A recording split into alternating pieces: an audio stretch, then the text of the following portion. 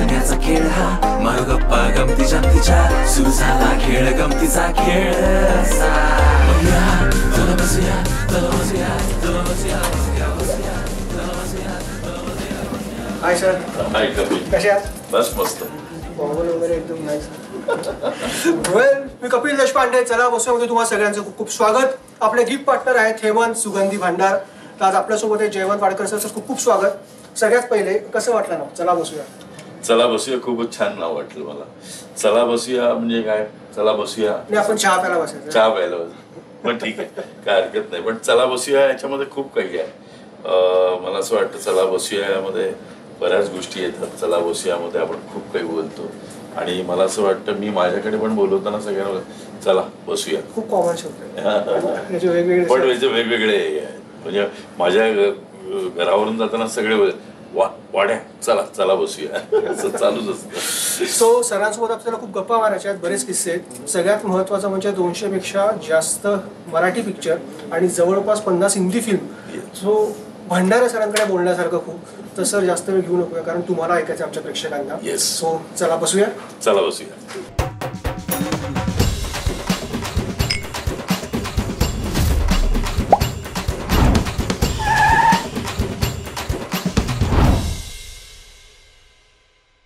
So well, आज आपल्यासोबत आहेत जयवंत वाडकर सर. त्यांच्यासोबत आपण मनसोक्त गप्पा मारणार आहोत. आणि सगळ्यात महत्त्वाचं म्हणजे की बालनाट्य एकांकिका स्पर्धा असतील किंवा एकांकिका स्पर्धा असतील ह्या सध्या बंद होत चालल्या आहेत का, हा सगळ्यात महत्त्वाचा प्रश्न आहे. आणि त्या प्रश्नाचं उत्तर मला त्यांच्याकडनं जाणून घ्यायचं आहे. सो आपण वेळ घेऊया नको. सर खूप खूप स्वागत. येस. चला बसूया आमच्या कार्यक्रमात. हा खूप चांगला प्रश्न आहे. कारण का मी गेली कैक वर्ष म्हणजे विनोद तावडे असल्यापासून त्यांच्या मागे लागलेलो की ते आपले सांस्कृतिक मंत्री होते. आत्ता पण मुनगंटीवार आहेत, त्यांच्याही मागे लागलेलं. ते म्हणालेत करतो म्हणून. तर मला असं वाटतं की बालनाट्य स्पर्धा जी आहे, इंटरस्कूल स्पर्धा आहे, ती खूप महत्त्वाची आहे. त्यातून आम्ही सगळेजण चालवत. कळलं, मी नाही केलं पण बाकी सगळेच नट आपले आधीचे सगळे लोक त्यातून आलेले आहेत. तर बालनाट्य ही स्पर्धा जर झाली तर तिथून आपला ऑडियन्स पण तयार होतो. त्या कॉम्पिटिशनमधून ऑडियन्स तयार होतो, नट तयार होतात, लेखक तयार होतात, सगळंच. आणि तेच पुढे ट्रान्सफर होत ते एकांकिकेत येतं. एकांकिकेतून स्टेट कॉम्पिटिशन होतं आणि नंतर पुढचा प्रवास आहे सगळा. तर मला असं वाटतं की मी शासनाला पण सांगेन की तुम्ही लवकरात लवकर यावर्षी निदान चालू करायला पाहिजे असं मला वाटतं. आणि एक तर सांगतो तुम्हाला की छबिल्लास जी शाळा आहे त्या छबिल्लासचं थिएटर बंद झालं आहे, बरोबर आहे. तर ते थिएटर चालू करण्याच्या मागे मी आहे. त्याचे जे चेअरमन आहेत त्यांच्याबरोबर माझं बोलणं झालेलं आहे शैलेश बरोबर. आणि लवकरात लवकर तिथे थिएटर आम्ही चालू करणार आहोत. खाली छान थिएटर. मी असंच गेलो होतो इथे एका शिबिरावर माझा विश्वास नाही आहे पण त्यांनी माझ्या खूपच मागे लागले बिचारे की नाही सर तुम्ही या ना एखाद दिवस फक्त. तर गेलो. तर मी त्याला म्हटलं की मी सांगेन ना बाबा हे शिबिरवर थोतांड आहे सगळं, याच्यावर विश्वास नाही माझा. तर मी ते म्हणालो आणि मी बाहेर आलो आणि बघितलं अरे मस्त असं थिएटर आहे खाली ग्राउंडला छबिल्लास शाळेच्या आतमध्ये. आणि मग मी नंतर म्हटलं अरे ह्याला एक्सटेंड करून वर सगळं लाईट सगळं करू शकतो आपण. तर मग मी असं करत त्यांच्या ऑफिसपर्यंत गेलो. ऑफिसमध्ये माझी ओळख झाली त्यांच्याशी. आणि मी त्यांच्या आधी डोंबिवलीमध्ये त्यांची शाळा जी आहे त्या शाळेचं मध्ये थिएटर 100 लोकांचं थिएटर चालू केलं आहे त्यांनी, फिल्म थिएटर. तर त्यासाठी मी पाटकर आम्हाला बोलवलेलं आम्ही गेलो होतो. तर तेव्हा त्यांची ओळख होतीच माझ्याशी. पण मी त्यांना म्हणाले हे चालू करू शकतो का आपण, तुम्ही मदत कराल का. ते म्हणाले अरे का नाही लगेच, आणि परफेक्ट माणूस तुम्हीच आहात तर तुम्ही केलं तर उत्तम असं मला म्हणाले. मग मी अजित दांडेकरला वगैरे बोलवलं, त्याला सांगितलं. अजित भगतला पण मी बोलवलेलं पण अजित भगत बिचारा गेला लवकर. पण या सगळ्यांना बोलवून मग अजित दांडेकरनी ते बघितलं आणि त्यांनी बोललं की आपण करू शकतो. म्हणजे आता जे थिएटर आहे, आता जे स्टेज आहे त्याला एक्सटेन्शन फक्त लावायचं ज्याच्यावेळी आपली एकांकिका काही असेल त्यावेळी परफॉर्मन्स, आणि वर ते लाईट्स बिट्स लावण्यासाठी वगैरे सगळं करणार आहे. तर त्या अशा रीतीनं थिएटर चालू होणार. आणि मी आत्ता छबिल्लास शाळेत त्यांचं हे होतं ॲन्युअल फंक्शन होतं तर सावरकरला गेलो होतो आणि तिथेही मी भेट झाली. आणि तिथे त्यांनी अनाऊन्स केलं की आपण यावर्षी, मला माहिती नाही शासन घेईल की नाही, पण छबिल्लास शाळा जी आहे ते इंटर स्कूल कॉम्पिटिशन घेणार आहेत, एवढं नक्की सांगतो सगळ्यांना. तर तुम्ही अवश्य, आणि मी सगळ्याच शाळांना सांगेन की तुम्ही प्लीज पार्टिसिपेट व्हा. सर, हा खरं तर खूप महत्त्वाचा प्रश्न आहे. आपण जर का कोविडच्या आधी बघितलं तर अनेक एकांकिका स्पर्धा व्हायच्या, युवकांचा प्रतिसाद पण खूप चांगला मिळायचा. त्याचबरोबर बालनाट्य स्पर्धा पण मोठ्या प्रमाणात संपूर्ण महाराष्ट्रात व्हायच्या, इंटर कॉलेज तर व्हायच्याच. पण कोविडनंतर कुठेतरी ज्या गोष्टी कमी होत आहेत का? कारण जर का आपण मागच्या 2 वर्षात बघितलं तर बोटावर मोजणे इतक्या एकांकिका स्पर्धा होत आहेत, बालनाट्य स्पर्धांचा तर काही पत्ताच नाही आहे, इंटर कॉलेज पण खूप कमी स्पर्धा होत आहेत. तर मग ह्या गोष्टींवर काही तोडगा काढला पाहिजे काय रंगकर्मी म्हणून, तुम्हाला काय वाटतं? आणि कुठेतरी आपण यूथला नाटकाकडे, स्टेजकडे वळवण्यात डिजिटलच्या युगात, OTTच्या युगात कमी पडतोय का? मी तेच म्हणतो ना, मी म्हणून म्हटलं ना, ती जर ही बालनाट्य स्पर्धा एकदा सुरू केली ना शासनाने, की त्यानंतर एक मला आठवतं माझ्या काळामध्ये दूरदर्शननी कॉम्पिटिशन घेतली होती, जी ऑल ओव्हर महाराष्ट्र विनय आपटेनी घेतली होती. 76 कॉलेज आले होते, त्यातून आमचं कॉलेज पहिलं आलं होतं. दॅट इज माझी पहिली चोरी. आणि तिथून पहिलं सुरू झालं की एकांकिका परफॉर्म म्हणजे स्टेजवर नाही, ते येऊन बघायचे, आपली रिहर्सल बघायचे, रिहर्सलमधून त्या फायनल काढल्या होत्या आणि फायनलमधून मग त्या आम्ही 9 एकांकिका काढल्या होत्या त्यावेळी. तर तिकडनं ती सुरुवात झाली. ती विनय आपटेनी सगळी आणली. विनय आपटे याचा जनक आहे. विनय आपटे एक सॉलिड मोठं, असं मला असं वाटतं ना, खूप मोठा माणूस होता आणि खूप लवकर गेला तो. आज असता तर आणखीन काहीतरी वेगळं केलं असतं. आज मंदार देवस्थळी असेल, चिन्मय मांडलेकर असेल, खूप लोक आहेत, संजय जाधव असेल, हे सगळ्या लोकांना हे विनय आपटेनी फ्रीलान्स दिलं. अरे कर रे तू, मी बघीन आबाळमाया वगैरे करताना, म्हणजे विनय आपटेला बघितलंय मी, विनय आपटेच तो, त्यामुळे तू कर ना, मी आहे ना, मी बघीन. म्हणजे तो फ्री हँड देणं हे खूप गरजेचं असतं एखाद्या सिनियर माणसाने. तर तो असा विनय आपटे होता. तर विनय आपटेनी सुरुवात केली आणि तेव्हा मला असं आठवतं की ऑल ओव्हर महाराष्ट्राची कॉम्पिटिशन, 76 कॉलेजेस होती कॉलेज, सगळी महाराष्ट्रातली, सगळीकडे टीम बनवलेली आणि ते सगळ्या टीम, त्या 3-3 लोक जायचे, ते बघायचे एकांकिका आणि त्यातून त्या निवडायचे. मला असं वाटतं आपण प्रयत्न केला तर नक्कीच होती. बालनाट्य हा विषय मी ताणून धरलेला आहे, तो ठेवणारच आहे.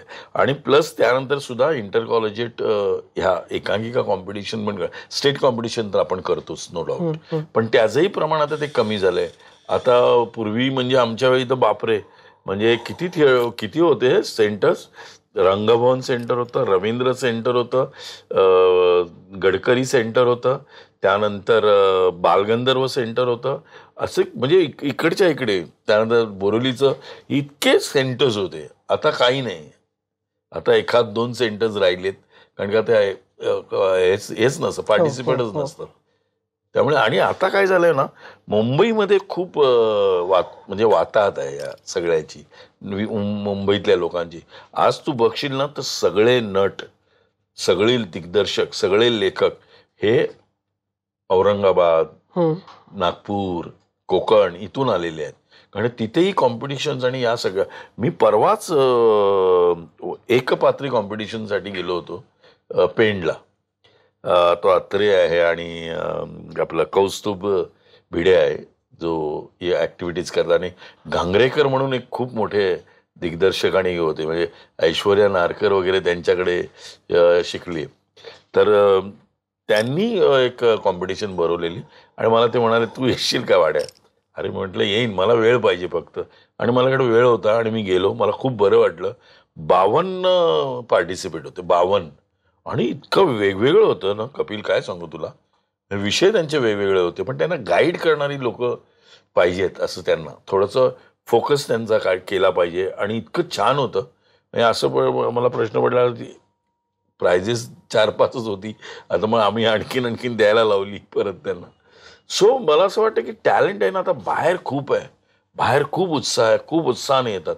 52 एंट्रीज. आणि कुठून आले होते, सातारा, नंतर नगर, या इकडनं आले होते तिकडे पेंडला परफॉर्म करायला एकपात्री. म्हणजे रात्र झाली, आम्हाला 1:15 वाजला तो रिझल्ट लावायला. त्यानंतर बस, ST कसे जाणार असा मलाच प्रश्न पडला. सो आपल्याकडे खूप उत्साह आहे, पण त्याला एक फोकसिंग केलं पाहिजे आपण सगळ्यांनी मिळून. आणि मला असं वाटतं आमच्यासारख्या लोकांनी कुठेही म्हणजे हातचं काही राखून केलं नाही पाहिजे. ओपनली आम्ही जसं बोलतो, मी पाटकर वगैरे आम्ही कुठेही जातो नेहमीच, आणि कॉम्पिटिशनला तर आजही जातो. आजही 1 मार्चला बारम आणि त्याच्या एकांकी आहेत MDच्या या आपल्या भायखळ्याला जाता थिएटर आहे ना आपलं, भाऊसाहेब काय ते थिएटर आहे, चांगलं थिएटर, त्या थिएटरमध्ये आहे. तर मी 1 तारीख ठेवली, त्यांच्याकडे जाणार आहे. कारण का ती असं वाटतं, मला असं वाटतं नवीन मुलांकडून जास्त शिकायला मिळतं. आणि या कॉम्पिटिशन झाल्या ना तर मला असं वाटतं मग ऑडियन्स पण तयार होईल, सगळ्याच गोष्टी होतील, आणि यातून आहे ना एक वेगळीच क्रांती होऊ शकते पुन्हा एकदा. आणि मग स्टेट कॉम्पिटिशनच्या एंट्रीज पण वाढतील. कारण स्टेट कॉम्पिटिशन म्हणजे बाप रे, मला आठवतं मी सतीश पुळेकरांबरोबर पहिलं काम करायला केलं होतं, जे आषाढातील 1 दिवस. त्यामध्ये मिनल पेंडसे म्हणजे आजही ती काम करते, आणि बापू कामेरकर होते, आणि आम्ही सगळेच जण होतो, आणि टिळकबाई होत्या, टिळक मंदिराच्या त्या टिळकबाई, त्यांच्याच तिकडे जाऊन आम्ही कारण त्यावेळी काय पैसे नसायचे, त्यामुळे असे जे काय म्हणतो जे अगदी सपोर्ट करणारी लोक होते टिळकबाई, त्यांना पण काम करायची इच्छा असायची, आणि त्यांच्याकडे आम्ही ते रिहर्सल्स करायचो त्यांच्या हॉलमध्ये. तर आणि तिथून मी इथून अंधेरीला जायचो आम्ही लोक, मला आठवतं. आणि आम्ही त्या मिनलला सोडायचो, आणि अक्षरशः तुला सांगू ना, तिथून खारपासून ते दादर पोपटलाल चाळपर्यंत आम्ही चालत यायचो दोघं. खरंच जातो ते जर आज कोणीच करणार नाही तसं, किंवा सोपं झालंय आता, सगळंच सोपं झालंय. मी आज म्हणतो 2-3 रील टाका, व्हायरल 1 स्टार. ते व्हायरल ते तर रील स्टार तर तू बोलूच नको. 2-3 रील स्टार किती उघडे पडतात ते मी सिरियल करताना, फिल्म करताना बघतोय. आय एम सॉरी टू से, पण एखाद रील करणारा माणूस क्लिक होतो, पण शेवटी कलाकार शेवटी तुम्ही ते मेहनत घेतलीच पाहिजे, त्याचा कष्ट केलेच पाहिजेत, वर्नॅक प्लेस केलेच पाहिजेत तुम्ही, तरच तुम्ही कुठेही जाऊन कोणासमोरही उभे राहू शकता. अदरवाईज तुम्ही उघडे पडणार 101%.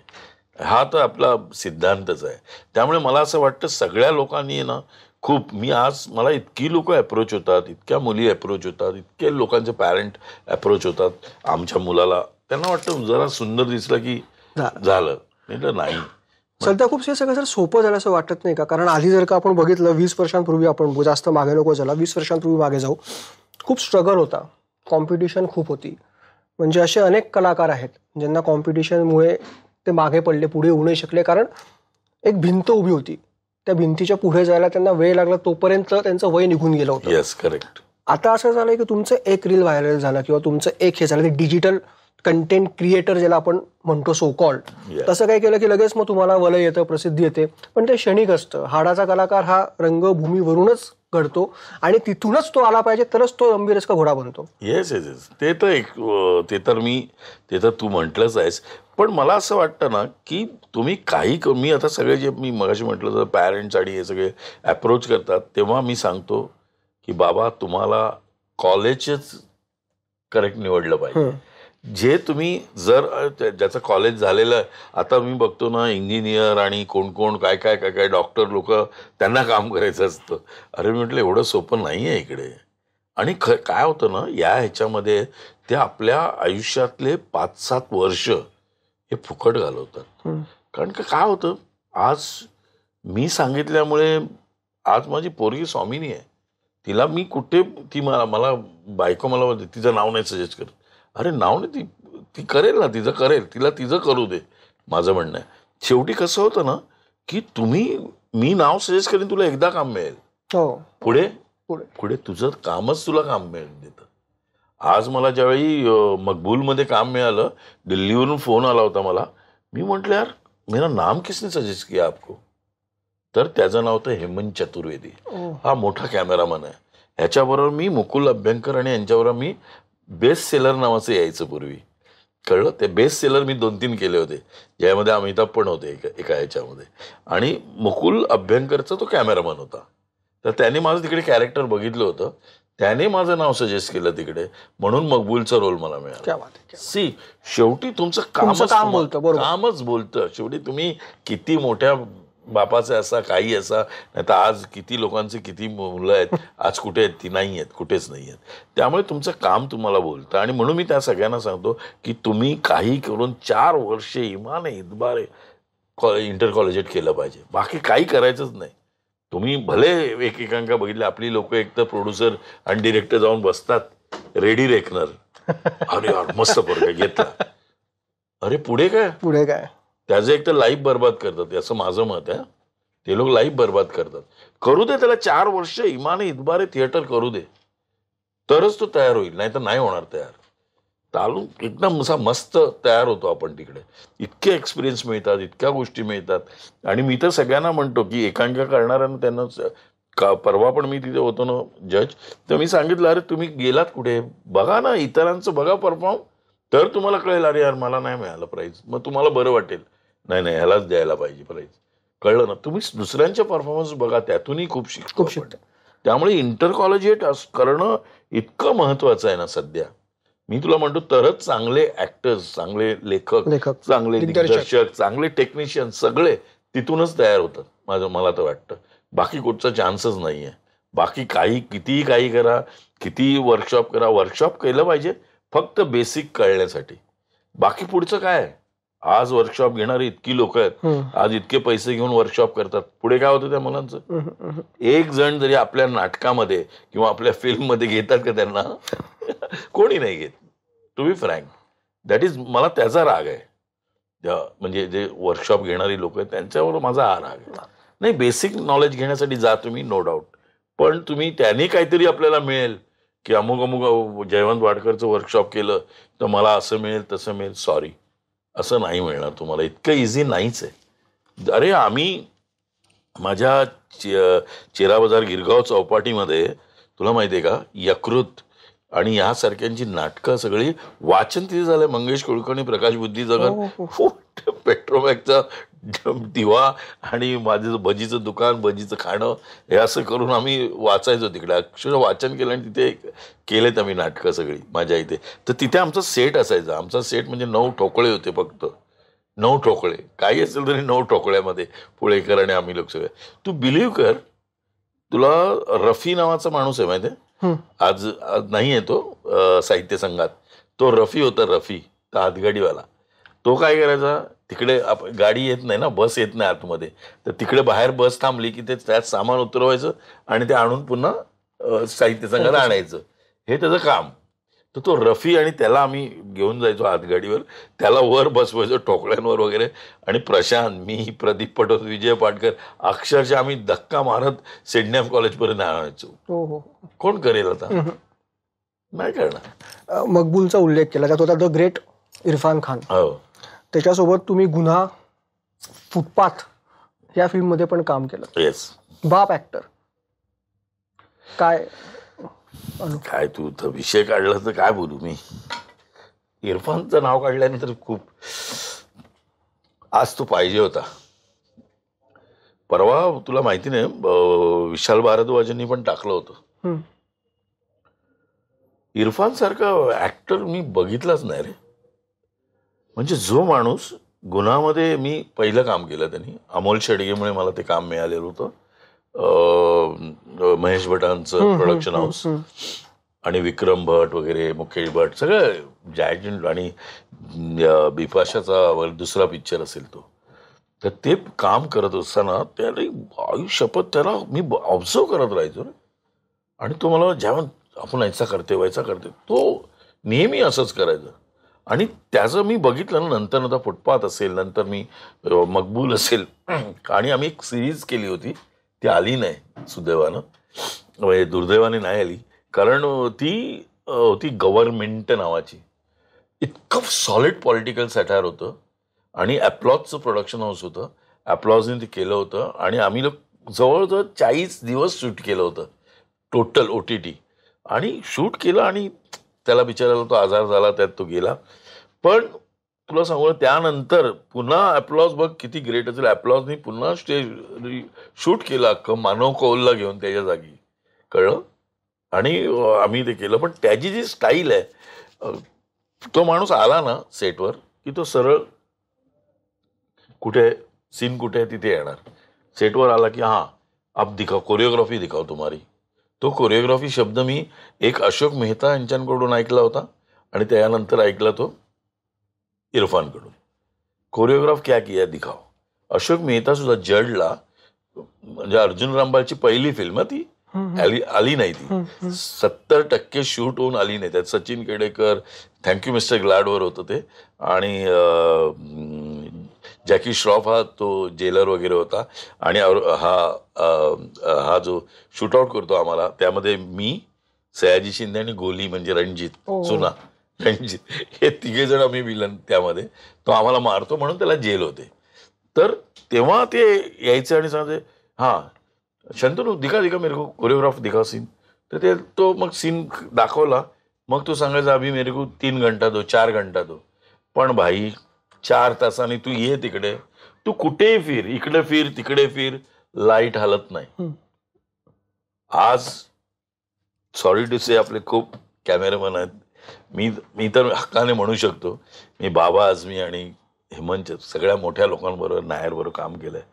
भाई हलत नाही रे, हलवत नाही ऍक्टरला. ऍक्टरला जितक्या कॉम्फर्ट लेवलवर आणून काम करायला लावतात ना, ते अजिबात नाही. आता जरा अरे यार एक मिनिट ओ लाईट लाईट लाईट लाईट, एक मिनिट लाईट इधर इधर इधर, परत चल चालू, बरं अरे रुक रुक रुक, हे अरे यार नटाने काय करायचं काय, एकदा तुला वेळ दिलाय ना तू कर ना. फक्त क्लोजला आला तर थर्माकोल वगैरे असं काहीतरी यायचं त्यांच्या वेळी.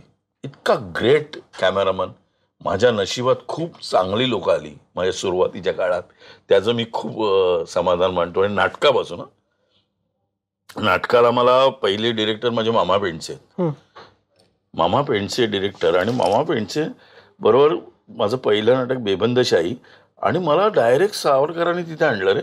आम्ही ऊन पाऊस केलं होतं, त्याच्यावर घरघर नाटक आलं, त्याच्यावर गोलमाल पिक्चर आला.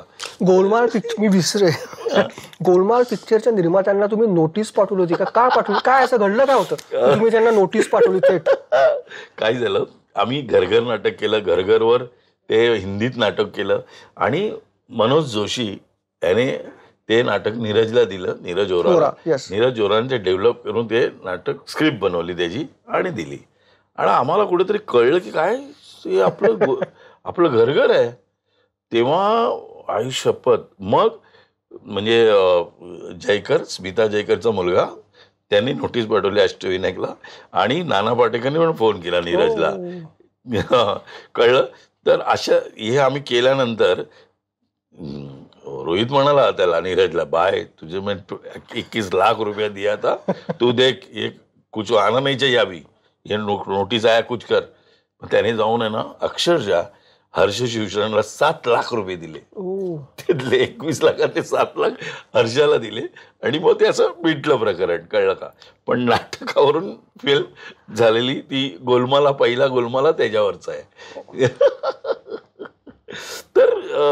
तर मी कुठे होतो, सॉरी, घरघर ही घरघर आम्ही केलं. त्याच्यावर ऊनपाऊस एकांका ही पहिली आली होती, म्हणजे सवाई एकांका वगैरे सगळं. आणि मग त्यातनी मला डायरेक्ट सावरकर म्हणाले तर वाड्या तू ये संघामध्ये ये, सकाळी पोच तिथे. मी गेलो, बघितलं मामा पेंडसे, मंदा देसाई, भारत तांडेल, विलास गुर्जर, सगळे खतरनाक सिनियर लोक. ते म्हणाले तुला एक काम करायचं, आणि गणोजी शिरका विलन त्यातला, बकुलेश भोसले. मी म्हटलं आई शपथ, माझी आजही खंत आहे. पण त्यातली जी सॉलोलिकी आहे त्याची, गणोजी शिरकाचा पॅथॉस आहे तो, तिथे पूर्वी कव्हर असायचं ना, पडदा पडला की त्याच्या पुढे यायचं. तर ते मला आजही जमलं नाही, कारण जमूच शकत नाही रे, ते पल्लेदार एवढ्या पटकन नाही जमू शकत ना. आजही खंत आहे ती. तेव्हा मामा पेंडसेंबरोबर आहे ना आम्ही जे प्रयोग केले, आम्ही 56-60 प्रयोग केले. तर ते त्यांच्याबरोबर कोणतरी राहायला पाहिजे असायचं, एज झालं होतं. तर मला म्हणाले सावरकर की तुला त्यांच्यावर राहावं लागेल. मी टेन्शनमध्ये रे. आणि शालिमार हॉटेल, त्यावेळी नाशिकला पहिला आमचा दौरा शालिमार हॉटेल. शालिमार हॉटेलला मी असं बसून आणि ते समोरच्या कॉटवर ते बसून, तर माझी ती चुळबुळ त्यांनी बघितली आणि मला म्हणाले, ते मला जयवंतराव, ते नेहमीच जयवंतराव काळजी करू नका. त्या चांडाळांना मी ओळखतो. चांडाळ म्हणजे कोण? जयंत सावरकर वगैरे, ते जावई त्यांचे. या सगळ्यांना ओळखतो. तुम्ही काय काळजी करू नका. तुम्ही सगळं माझं झालं ना की मी, कारण सकाळी आहे ना त्यांना दूध द्यावं लागायचं 5 वाजता वगैरे, असं काही होतं ते सगळं. तर मी ते मला म्हणे माझं झालं की मी तुम्हाला उठवीन, मग तुम्ही मला द्या. म्हणलं ओके फाईन. मग जरा जरा गप्पा जवळीक आली आणि मग मी त्यांना विचारलं, तुम्हाला खूप अवॉर्ड्स मिळाले असतील ना? हो हो, खूप अवॉर्ड्स मिळालेत मला, पण मला एक अवॉर्ड असं मिळालं आहे, ते दुरितेंचं तिमिरजावामध्ये विलन करायचे. समोरून ऑडियन्समधून त्यांना चप्पल फेकून मारलेली, ती चप्पल त्यांनी ठेवलेली होती, अजून असावी माहिती नाही मला. तर ते म्हणाल ते माझं खरं अवॉर्ड आहे. क्या बात आहे, क्या बात. क्या. मी म्हटलं अरे बाप रे. त्यानंतर विश्राम बेडेकर, टिळक आणि आगरकर, अगेन सगळे लोक लागायचे त्यांना, सगळे. कोण पूर्वी तर वाजेभाऊ त्याला तर म्हणजे टेकायला विकायला पण नव्हतं, आम्हाला तरी निदान टेकायला खुर्च्या बिरच्या होत्या बसायत, पण सगळेजण पाहिजेत. आता माझं पहिल्या अंकातच काम होतं 10-12 मिनिटाचं, ते संपायचं. तर मी एकदा विचारलं त्यांना, मी निघू काय? मी तेव्हापासून क्रिकेटर होतो ना. सर मी निघू का काका? कारण का मला मॅच आहे. नाही ना, इथे सकाळी 9ला आलो की आपला जो टायमिंग ठरलेलं आहे, तुम्हाला टायमिंग सगळं आधी दिलेलं आहे, मला सगळेजण शेवटपर्यंत पाहिजेत. का? तर त्याचं कारण काय माहिती आहे? कारण उद्या समजा प्रमोद पवारचा प्रॉब्लेम झाला त्यात चेक करायचं, तर ते तुला करता आलं पाहिजे, कारण तुला अख्खं नाटक माहिती आहे. बरोबर. रोज बघायचं ते, बरोबर. रोज. म्हणजे एवढी शिस्त, एवढं सगळं असायचं त्यावेळी माहिती आहे. आणि आम्ही 23 दिवस वाचन केलं होतं फ्लोराला त्यांच्या घरी, फक्त वाचन. आणि त्यावेळी सुद्धा सगळेच पाहिजेत यार, विचार कर. आणि नंतर बसवलेलं नाटक वेगळं. पण इतकं ग्रेट नाटक टिळक आणि आगरकर. माझ्या आयुष्यामध्ये त्यानंतर दार्वेकर आले, ज्यांनी माझी वाणी स्वच्छ झाली, ज्यांनी मला ऑल इंडिया रेडिओला पाठवलं माझी ऑडिशन घ्यायला. आणि त्यांनी तिकडे मला माहितीये म्हणजे निवेदिताची आई आणि नीलमताई या दोघींनी माझी ऑडिशन घेतली होती. आजही मला किती आनंद होतो ज्यावेळी मला बोलवतात ना काहीतरी श्रुतिका करायला, आई मी आनंदाने जातो, पैसे काही विचारतच नाही. तुम्ही उल्लेख केला की बरेच तुमच्या आयुष्यातली महत्वाची माणसं आहेत.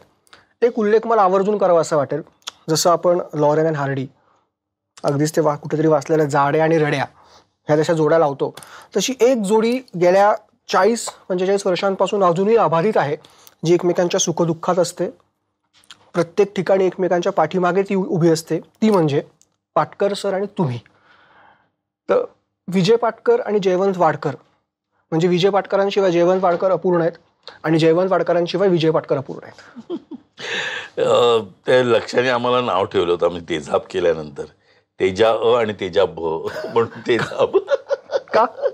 असंच, कारण का वाड्या पाट्या एकत्रच असतात नेहमी. आम्हाला माहिती नाही, पण मी पाटकर हा माझ्या आयुष्यात आला माझ्या इंटर कॉलेजिएटला.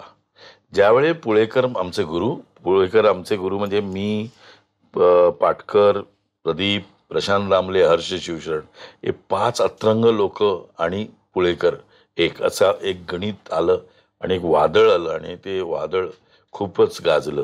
तर ते करत असताना माहिती आहे ना, तर पाटकरला मी बोलवलं. आमची परस्पर पावणेवारा नावाची एकांकिका होती आणि त्या एकांकिकेमध्ये त्याला बोलवलं. तर पुळेकर म्हणजे मास्तर ना रे, ते आम्हाला हे बरोबर नाही, हे बरोबर, हे उचल असं.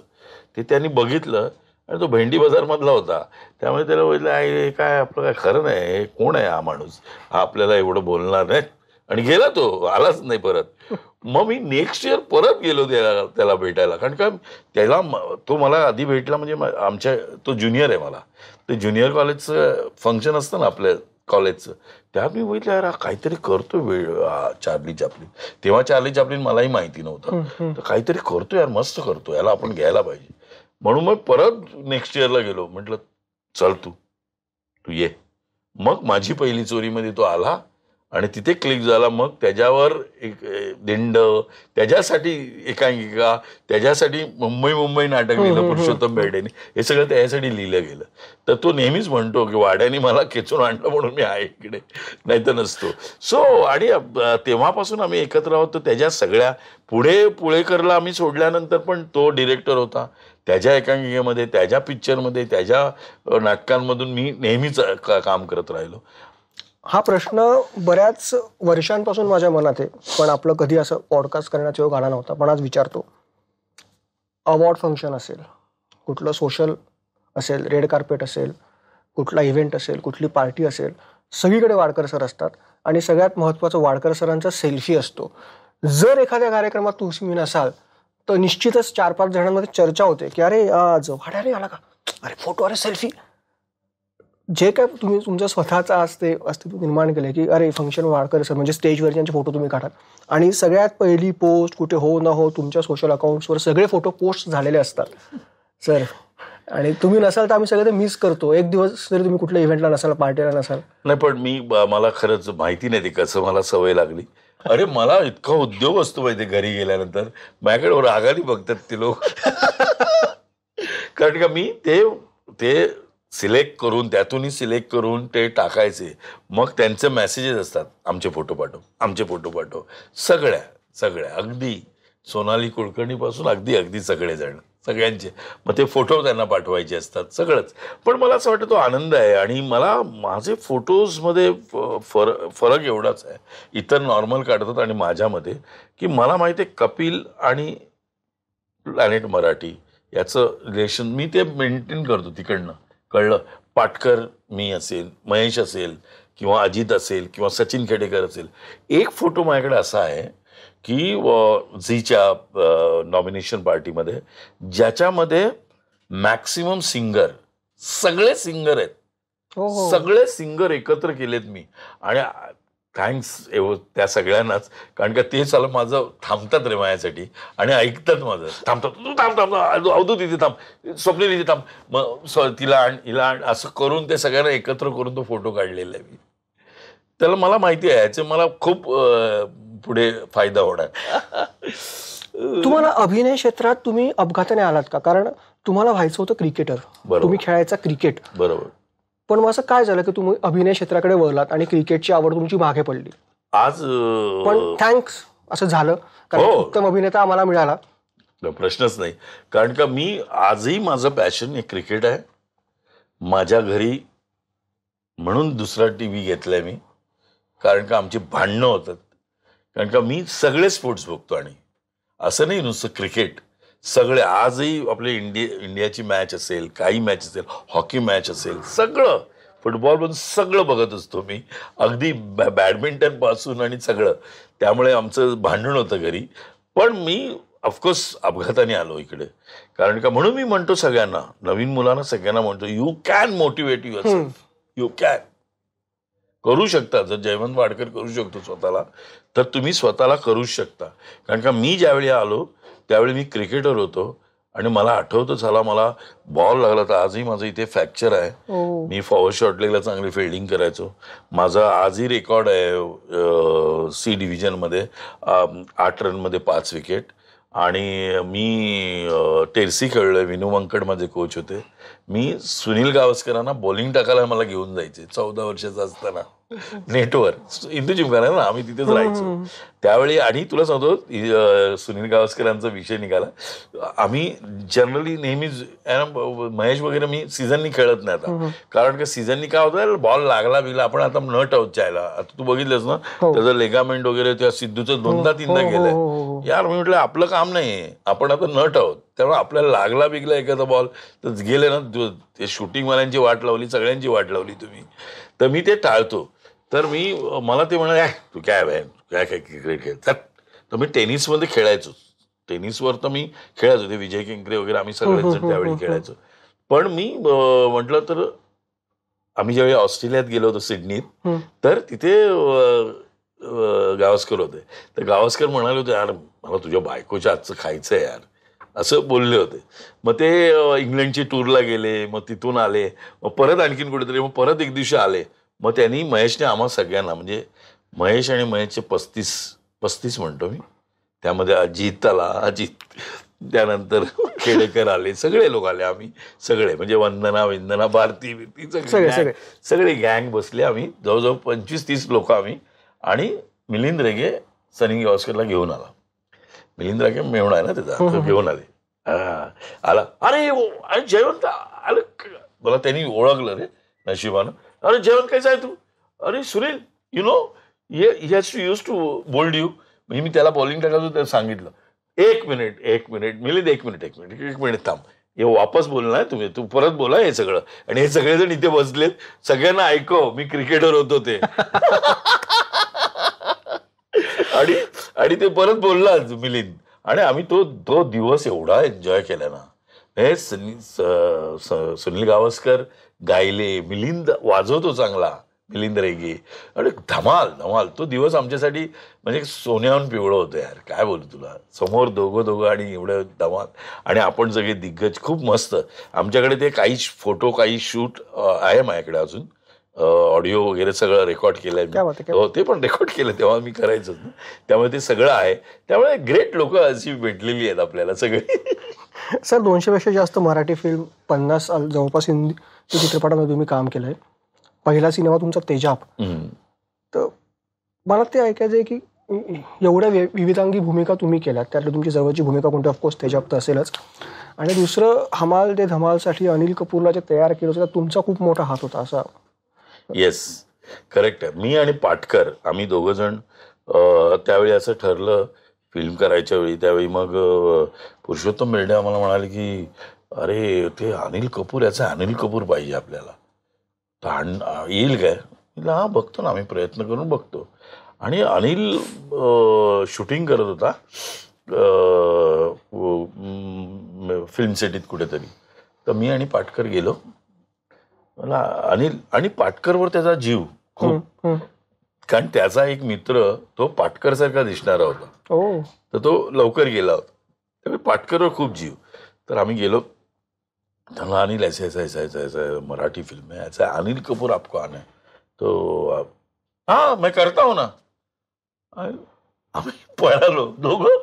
म्हटलं हा माणूस इतक्या सहजासहजी हो म्हणायलाच वाटलंच नाही आम्हाला. आणि पळालो. ए किधर जा रहे हो? ए इधर हो क्या हुआ? नाही हमको लगा ही नाही तुम हाँ बोलेगे. आणि त्या माणसाने येऊन एकही पैसा न घेता त्याने ते अख्खं काम केलंय. हॅट्स ऑफ टू हिम. माणसं अशीच मोठी नाही होत. अरे अनिल कपूर आज तुला किती, ज्यावेळी तो आम्हाला भेटतो दोघांना त्यावेळी तो खूप कॉन्शियस होतो. म्हणजे ती सिरीज चालू होती ह्याची, अभिनय देवनी सिरीज केली होती ना 24.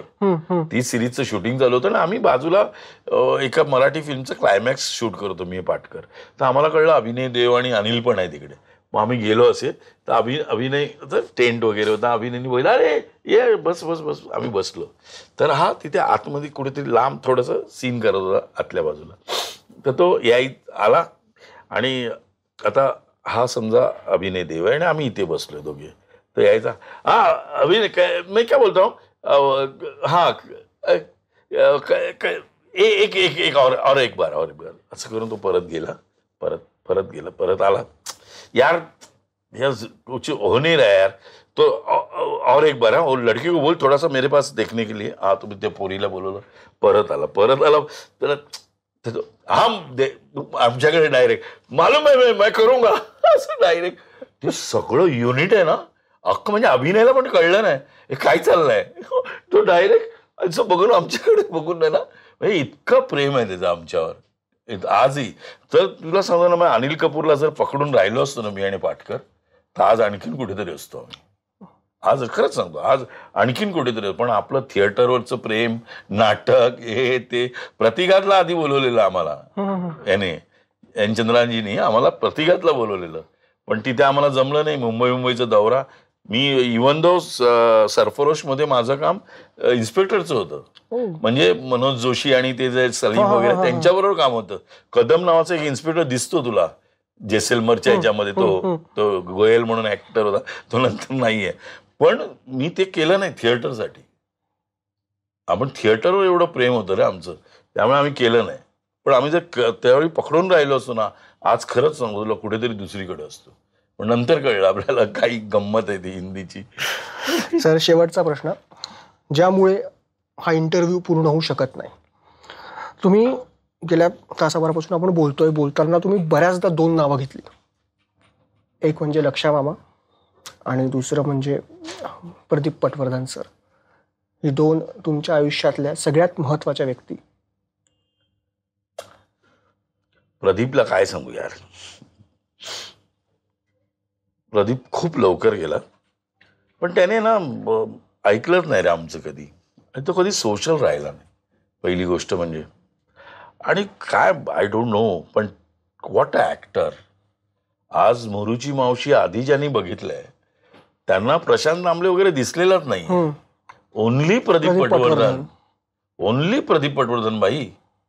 आणि तुला खोटं वाटेल, जो त्या आपलं ठाकूरद्वारला नाचायचा ना गोविंद्यात, आय बिलीव्ह, तुम्हाला सगळ्यांना सांगतो, 2,500-3,000 बायका मुली त्याच असायच्या त्याचा डान्स बघायला.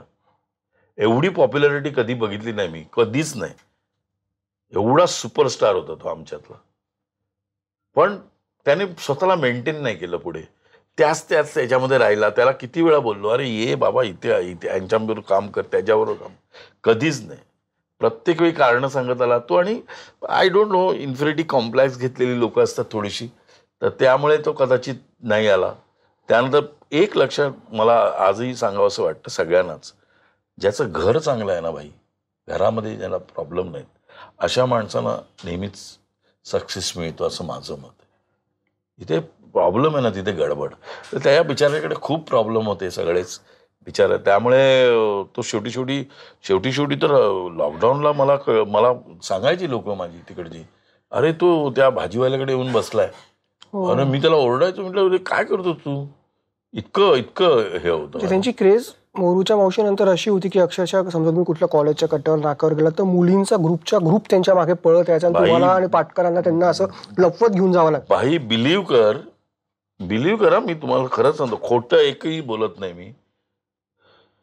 मोरूची मावशीच्या प्रत्येक प्रयोगागणिक एक तरी मुलगी असायची त्याबरोबर, ऑडियन्स मधली. त्याला ऑडियन्स मध्ये 8व्या-9व्या रांगेत कोण बसलंय हे सगळं पाठ. एक पाठी होता माझा, तर माझ्या सगळ्याच एकांकिका, सगळ्याच स्टेट कॉम्पिटिशन मध्ये, म्हणजे स्टेट कॉम्पिटिशनचं सांगतो मी, माझी पहिली चोरी ज्यावेळी स्टेट कॉम्पिटिशनला आम्ही केलं त्यावेळी मी जाडा नव्हतो एवढा, मला पोट लावायला लागायचं.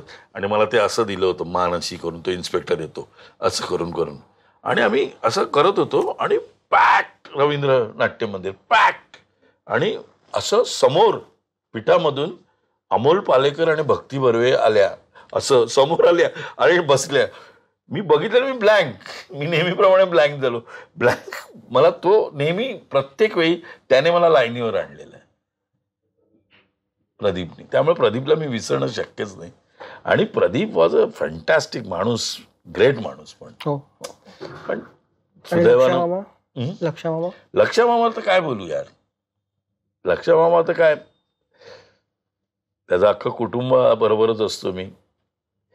त्याची स्वानंदी माझ्याकडे जवळजवळ महिन्यातले 4-5 दिवस राहायला असते. आणि या मुलांना प्रियानी पण काय मोठं केलं यार, मानलं पाहिजे प्रियाला. पण त्याची शाळा असेल, स्प्रिंग डील असेल, त्या तिकडे ऍडमिशन घेणं, अमुक सगळं. पण लक्षासारखा माणूस का, त्याला मुलं खूप आवडायची. मग त्याला नंतर 2-2 मुलं झाली, तरी सुद्धा काय प्रॉब्लेम होता म्हणून ड्रिंक घेत होता माहिती नाही मला. तर आपण नेहमीच, मी पाटकर आम्ही नेहमी म्हणतो, बोलताना आम्ही नेहमी म्हणतो दोघे, जरा वर गेल्यावर विचारू भेंडी त्याला का, काहीतरी रिझन होतं, काहीतरी problem, I don't know what.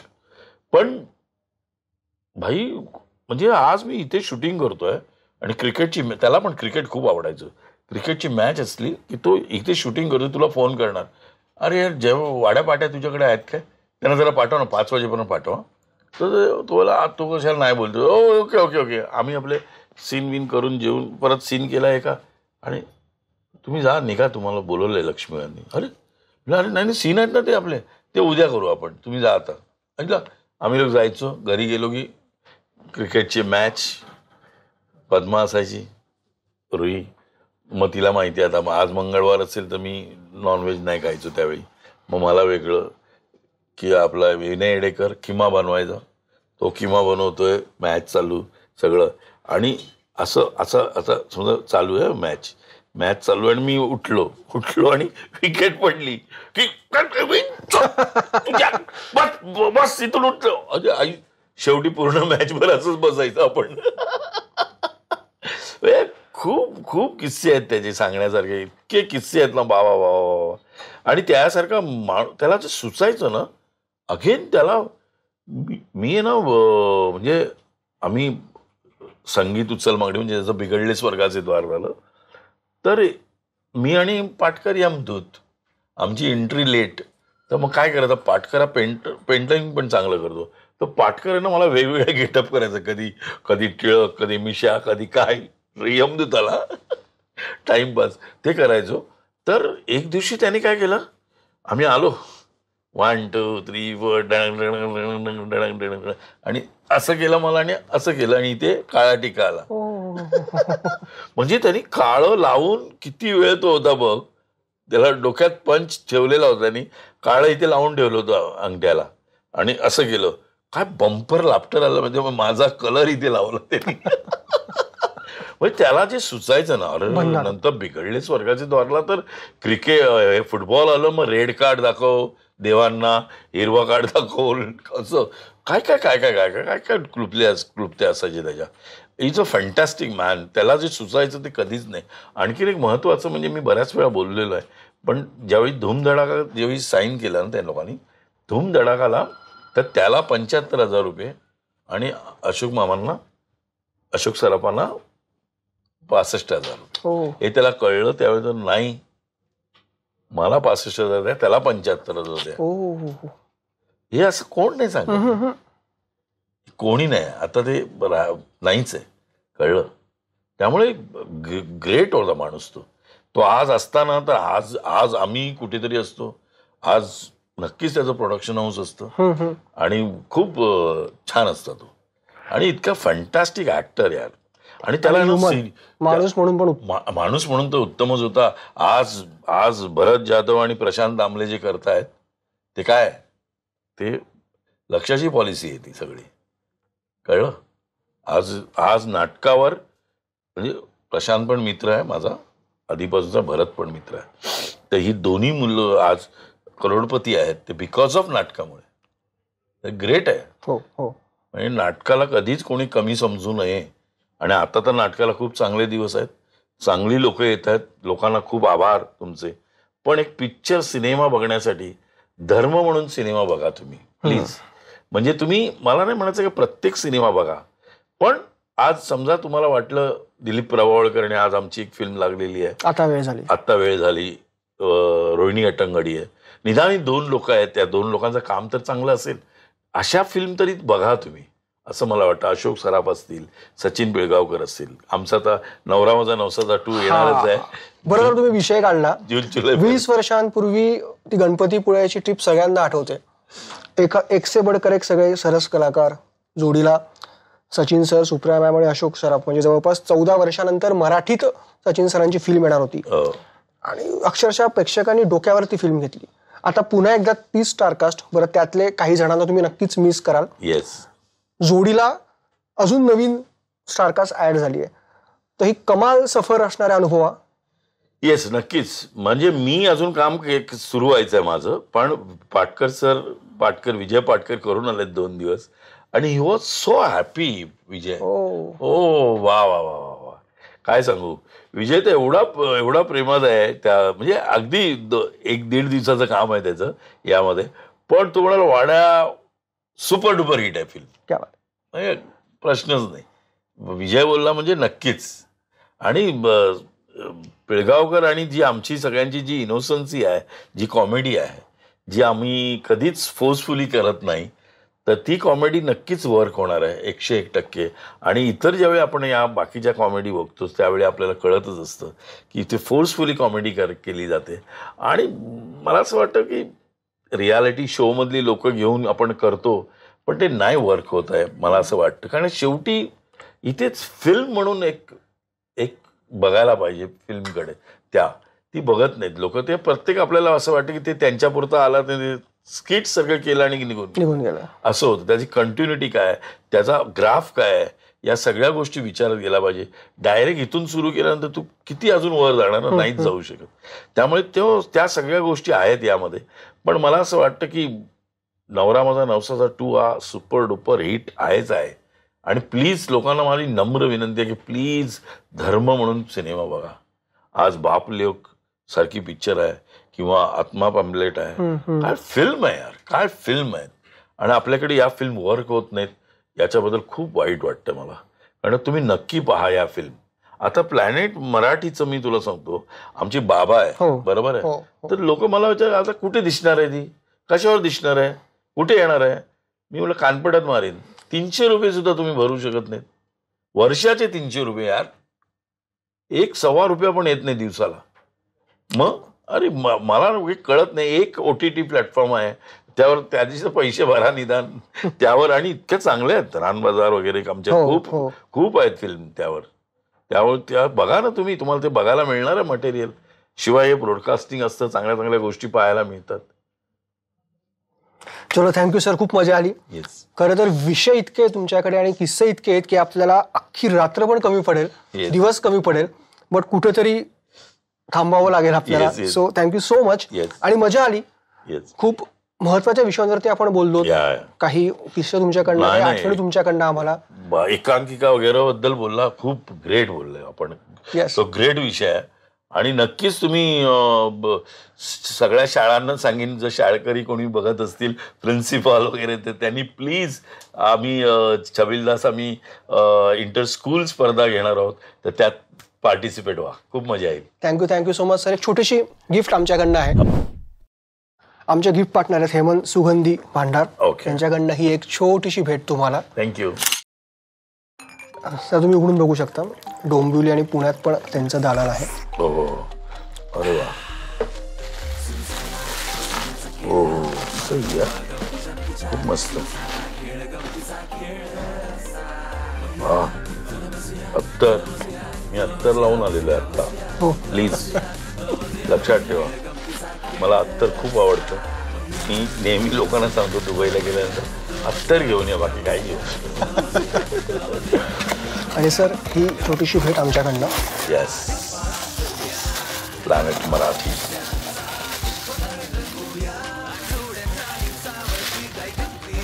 Yes, आणि सबस्क्राईब करायला विसरू नका, नाहीतर 300 रुपये मी पाठवतो तुम्हाला.